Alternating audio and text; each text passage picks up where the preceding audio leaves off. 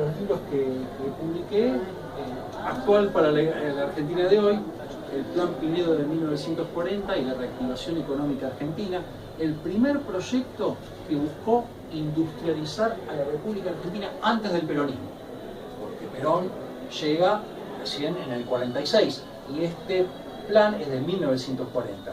Pero hoy quiero charlar un poquito sobre mi otro libro, el último que publiqué, que es Bajo el signo de la esvástica. Es sobre el nazismo, sobre la Alemania nazi. ¿Por qué? Porque en la Alemania nazi de los años 30 es una Alemania convulsionada, con problemas económicos, una sociedad profundamente dividida, y nosotros en la actualidad, por cuestiones de realidad económica que todos conocemos, por cuestiones electorales, sabemos que hay una división profunda en Argentina, que hay un tira y afloje constante. Y a veces es bueno mirar hacia atrás para ver cosas que pasaban en la historia. A mí me sirve mucho para analizar la actualidad a veces. Y entender cómo uno de los países más poderosos económicamente de Europa, más cultos del mundo, como es Alemania, el país de Goethe, el país de los grandes filósofos, qué sé yo, Heidegger, sociólogos como Weber, salieron de Alemania. Y uno dice, ¿y qué pasó que esa sociedad llegó a ponerse en manos de un personaje como Adolfo Hitler? Bueno, eso fue todo un proceso. Y ese proceso empieza con una profunda crisis económica que se produce en Alemania en los años 20. ¿Sí? Los años 20 es una época en la cual Alemania sufre mucho, porque Alemania, y fíjense algunos paralelismos, debía muchísimo dinero, ¿sí? No al Fondo Monetario en aquella época, pero sí se lo debía a Estados Unidos, porque como Alemania había perdido la guerra, estaba obligada por culpabilidad de haber iniciado la Primera Guerra Mundial a pagarle indemnizaciones a todos los países que habían ganado. Cada puente que había bombardeado, cada edificio que había destruido, Alemania tenía que pagar. Todos los meses tenía que pagar una cuota de indemnización. Y esto provocó que en Alemania hubiese muchísima hambre. La gente vivía de una forma terrible. Hay una película que salió hace poco, Babylon Berlin se llama, es una serie. Si ustedes ven esa serie, lo que yo les estoy contando en este momento de la Alemania esta del caos económico lo van a ver. Todos los problemas que trae, la promiscuidad, excesos, diferencias de clase, gente que no tiene ni siquiera para enterrar un muerto, que lo tiene que dejar en una cama porque no tiene el dinero para eso, en su propia casa, bueno, están en ese nivel. Y esa Alemania convulsionada lleva a que mucha gente busque algo en que creer. El ser humano es desde el punto de vista psicológico, necesita abrazar la esperanza. Porque el ser humano sin esperanza no vive. El ser humano sin esperanza se marchita. Necesita creer en algo. Y muchas veces deposita creencias en momentos de mucha incertidumbre y en momentos en los cuales las crisis económicas son muy profundas, en cosas que a veces son, desde vistas a la distancia, son criticables. Y Hitler venía a representar justamente esas ideas de salvación. ¿Por qué? Porque entre las promesas de Hitler estaba terminar con el pago de estas indemnizaciones, reconstruir la industria alemana. La industria alemana estaba destruida, completamente destruida. Estaba en el punto más bajo, la gente no tenía trabajo, el desempleo galopante. Y Hitler va a construir su campaña política con dejar de pagar las indemnizaciones a los Estados Unidos y a los ganadores, volver a reflotar la industria en Alemania, conseguir el pleno empleo en Alemania, pero todo esto le va a llevar años. Hitler empieza su campaña política a partir de 1920. Hitler había sido un soldado en la Primera Guerra Mundial. Un soldado no del frente con fusil, sino había sido cartero. ¿Sí? Hitler se dedicaba a llevar la correspondencia entre el cuartel general y los soldados del frente, porque estábamos en una época en la cual no teníamos las comunicaciones que tenemos hoy en día. Entonces usaban como palomas mensajeras, el sistema Morse, ¿sí? El que ven en las películas, a veces de vaqueros, que el tipo le hacen pipí, pipí, bueno, ese sistema, y si no, simple cartero en bicicleta.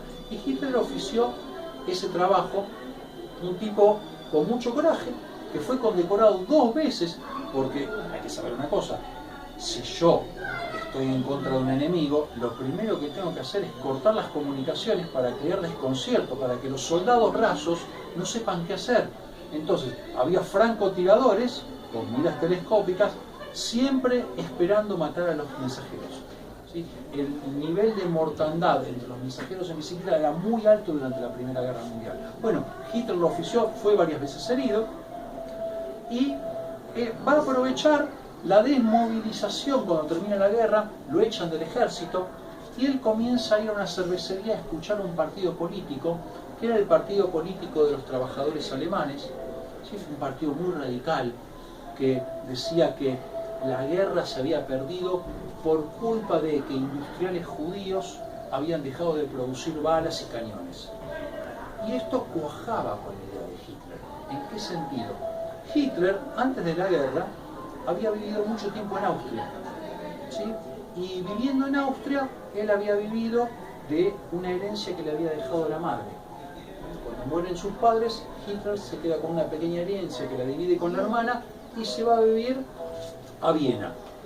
En Viena él era una persona del campo, de un pueblito muy chiquitito que se llamaba Braunau-Delin, muy cercano con la frontera alemana. Porque esto es otra cosa que hay que saber, Hitler no era alemán, era austríaco, ni siquiera tenía la nacionalidad alemana. Entonces él en Viena conoce lo que es la ópera. Si piensen ustedes que estamos hablando de los años 1920, el cine ni siquiera estaba popularizado todavía. La gente cuando quería ver algún espectáculo iba a la ópera generalmente. Y cada peso que tenía Hitler lo gastaba los fines de semana para ir a la ópera. Le gustaba la pintura, se dedicó mucho tiempo a pintar. Pintaba acuarelas, era un bastante buen pintor de acuarelas. Pero como la plata no alcanzaba, en cuanto se le consumió la herencia que tenía, se dedicó a trabajar en la construcción como albañil en Viena y después se dedicó a pintar en su tiempo libre.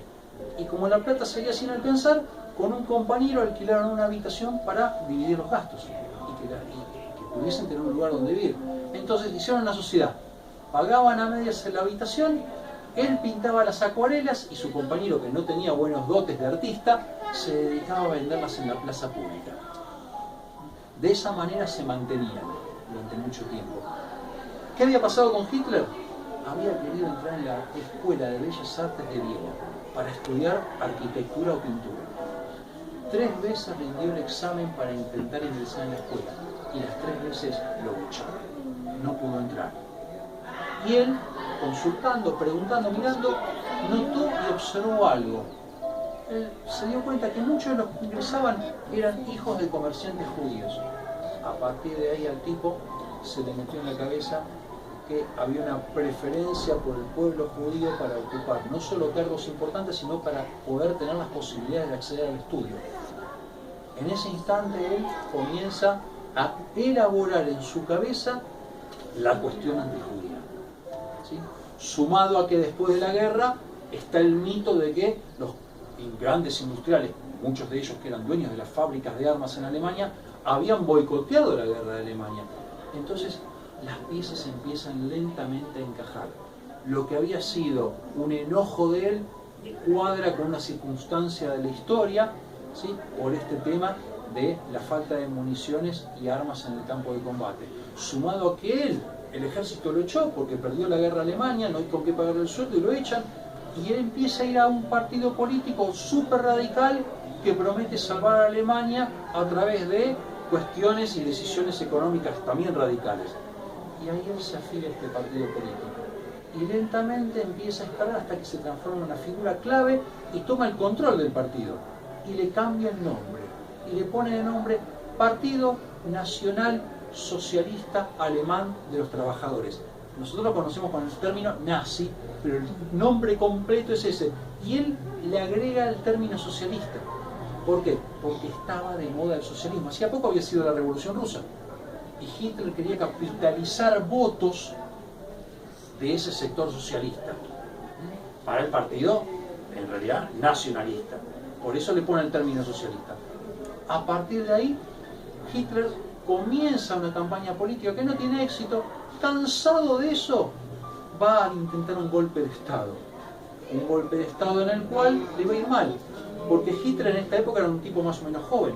Tenía como ídolo a Benito Mussolini, el líder fascista de Italia, uno de los primeros grandes dictadores de Europa. Y lo quiso imitar porque Mussolini hizo un golpe de Estado en el año 1922 que le salió bien. Él lo intenta imitar, pero en vez de recibirlo con flores como lo recibieron a Mussolini como un salvador en Italia, a Hitler con sus amigos lo reciben a balazos la policía, los ametrallan. Es más, Hitler le hacen un juicio y va preso. Durante todo un año va preso. En ese año de reflexión se da cuenta que Alemania no es Italia, que en Alemania para poder llegar al poder va a tener que hacerlo a través del sistema democrático de elección. Y él se jura que una vez que llegue democráticamente al gobierno, va a destruir el sistema democrático desde adentro mismo. Y lo va a hacer. En muy poco tiempo Hitler va a hacer campaña. Hitler es estudiado hoy en día porque modernizó la política moderna.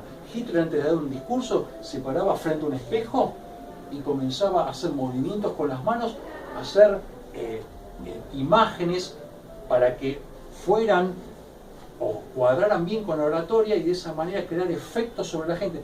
Hitler decía que para él las masas eran como una mujer a la cual había que seducir para conquistarla. Y cada vez que Hitler daba un discurso, ese era su objetivo.